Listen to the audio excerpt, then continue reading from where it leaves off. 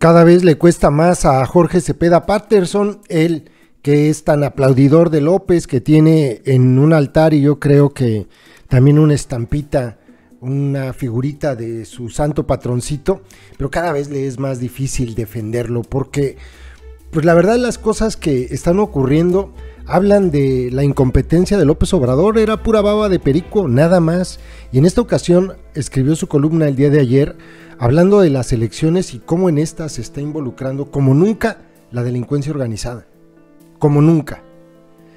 Dice Cepeda Patterson: no es la primera vez que participa en las campañas el crimen organizado, y no me refiero a partidos políticos que desde siempre han organizado crímenes y delitos electorales. Recordemos el asesinato en Tamaulipas del priista Rodolfo Torre, quien 6 días antes de la elección fue emboscado y acribillado junto a media docena de guardias y colaboradores, hace 11 años. Se asegura que fue sentenciado tras su rechazo al acuerdo que proponía en ese momento el cártel local.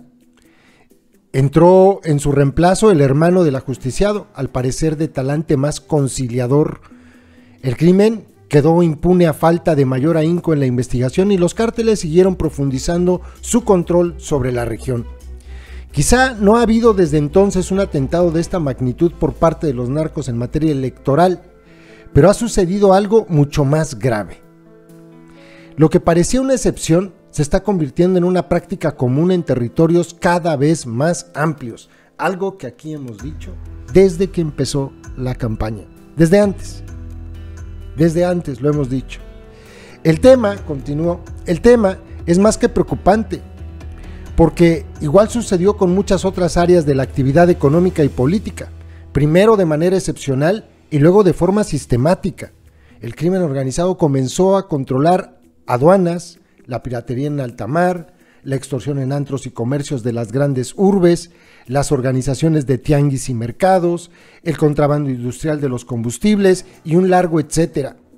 La estadística confirma que este cáncer también está avanzando en los comicios locales. Una treintena de candidatos han sido asesinados en las últimas semanas y se estima que otros 200 habrían sido víctimas de secuestros y presiones explícitas.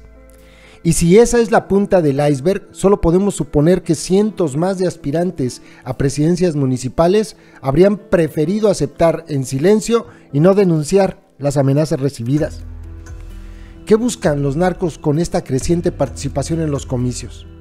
Lo mismo que antes, solo que ahora lo hacen con más vehemencia gracias a la impunidad. Qué fuerte esta frase, lo mismo que antes, solo que ahora con impunidad. Con más impunidad. El control territorial en temas de seguridad pública local. Eso es lo que buscan.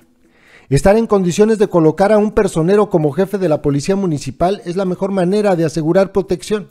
No hace falta gastar tanto en sicarios si se cuenta con los propios policías para hacer el trabajo sucio. Y en efecto, cada vez se conocen más casos en los que los gendarmes municipales detienen y entregan a las víctimas señaladas por los cárteles y operan como grupo de choque para evitar la entrada de rivales en la plaza. En ocasiones simplemente basta con que el director de seguridad se haga de la vista gorda de la nómina paralela que corre entre los policías, por no hablar de los muchos casos en los que el propio jefe está en la nómina. La fórmula plata o plomo nunca ha sido tan efectiva porque ambas se ofrecen a granel. Lo único que pone en riesgo ese productivo arreglo es el arribo de alcaldes ajenos a estas negociaciones, sea por ingenuidad o por valor cívico, de allí las ejecuciones y amenazas. ¿Esto va en camino de convertir a México en un narcoestado? Sí y no. Los municipios forman parte del andamiaje de Estado y en ese sentido no es cosa menor el hecho de que los cárteles locales se hagan del control del aparato de seguridad de los ayuntamientos. Ahora bien, no hay aún un diseño explícitamente político o una agenda más ambiciosa más allá del control regional en temas puntuales. Yo aquí difiero muchísimo. Yo estoy convencido que ha habido, más allá de los municipios, incluso en diputados, senadores y hasta gobernadores, mano negra de la delincuencia organizada. Ahí está el caso de Tamaulipas, solo por mencionar uno, o Javier Duarte. O no me digan que, por ejemplo, en el estado de Guerrero el delincuente que está gobernando, Héctor Astudillo, no tiene financiamiento y no pertenece a? Pues claro que sí. Aquí difiero de Cepeda Patterson. A diferencia del caso de Pablo Escobar en Colombia, quien pretendía modificar leyes, entre otras la extradición, para lo cual financiaba campañas políticas y buscaba colocar incondicionales en el Congreso, los capos mexicanos tienen objetivos más pedestres. Es lo que cree él, yo no lo creo así. Lamentablemente podemos dar por asumido que si consiguen controlar ayuntamientos, comenzarán a encontrar áreas de oportunidad de negocios en otros aspectos de la administración pública, contratos de obra, expropiación legal, entre comillas, de ranchos y comercios, invasiones toleradas, manipulación de registro público de la propiedad, control de tesorería e incluso de impuestos locales. Una vez aprendido el modo de operación y abierto el apetito, la tentación de escalar será irrefrenable. Todo indica que aún no existe el caso de un gobernador, dice él, yo no estoy de acuerdo, que puntualmente haya sido designado por los cárteles, pregúntenle a Cabeza de Res, o responda incondicionalmente a ellos, pregúntenle a los Moreira, por dar ejemplos, o a Fidel Herrera, por dar ejemplos. Pero muchas circunstancias llevan a pensar que un buen número de mandatarios ha aceptado no meterse en su camino y dejarlos operar libremente, bajo el pretexto de que las actividades y delitos vinculados con el crimen organizado son de competencia federal, lo cual solo en parte es cierto, toda vez que la nómina de crímenes abarca ya todo el Código Penal, y es verdad, algunos de estos delitos son del fuero común. El problema en este arreglo es que no es estático. Interesante, ¿eh? ¿Cuánto tiempo va a transcurrir antes de que los cárteles regionales pasen del interés de controlar gobiernos municipales a controlar gobiernos estatales? Como ya está ocurriendo. Aquí me parece que hay más que ingenuidad, intento de reducir, de minimizar la gravedad del asunto por parte de Cepeda Patterson.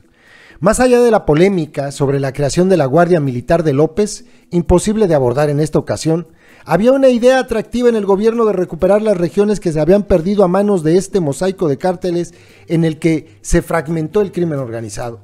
La creación de una fuerza permanente y significativa a través de la construcción de más de 200 cuarteles parecía un primer paso para la reconquista de esos territorios. Una propuesta interesante, tras el fracaso de la estrategia intentada durante 12 años con efímeras incursiones del ejército en regiones rurales de Michoacán, Guerrero o Chihuahua, que eran recuperadas por el narco en cuanto los militares se retiraban para ir a otro sitio. Sin embargo, y esto es interesante, esto lo está diciendo Cepeda Patterson, no yo, para que no vengan a decir, ay, es que tú no quieres a mi amo. Sin embargo, a medio sexenio de la 4T no se observa algún cambio. Por el contrario, continúa la inercia de expansión de los criminales. El despliegue de la Guardia ha sido mucho más lento de lo que se había anunciado y por otro lado, López Obrador parece decidido a no convertir en prioridad la disputa activa por el territorio.